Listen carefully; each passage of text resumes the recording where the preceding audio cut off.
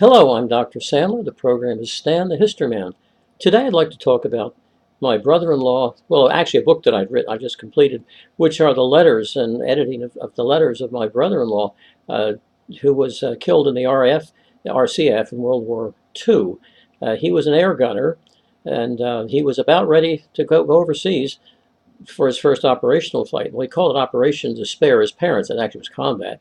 So he was killed in a training accident.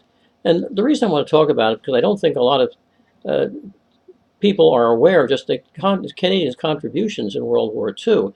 And the village, the town he came from, Stevensville, a very small town, 4 boys were killed, and all 4 were in the RCF, by the way. I think there was a feeling that if you're in the Air Force, you're not as likely to get killed, but actually statistics show both the American 8th Air Force and the British Bomber Command had almost exactly as many people killed as those who were killed on the ground by direct enemy action. A slightly larger town down the highway from Stevensville to Fort Erie lost the incredible number of 34 young men in various military operations. So there really was a sacrifice here. And so Mrs. Sandler and I have been editing the papers of the letters of James Shirk, and we're just it's almost the palpable yearning that he and his mother and the rest of his family had for him to return. Just he's like the happiest day of my life. And both are saying that when you walk through that door, and he had 2 leaves, when he would go and see his parents, and that was it. Then he was shipped off to first by way of Halifax, and then England, Scotland, and then to the training flight, which killed him in October of 1943. It was a fire in the plane.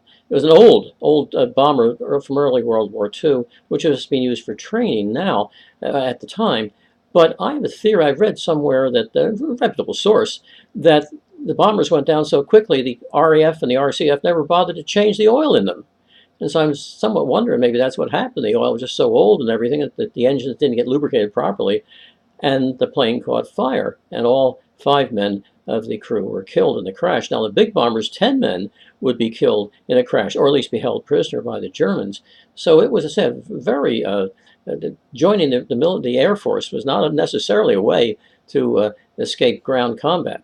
Well, those are my thoughts on the book that I've just finished. I've got a title for it. Well, actually, I do. It's called The Canadian Family at War, and if the publisher will go along with that, we'll see. Well, that's it. Stan the History Man. Thank you for listening. Bye-bye.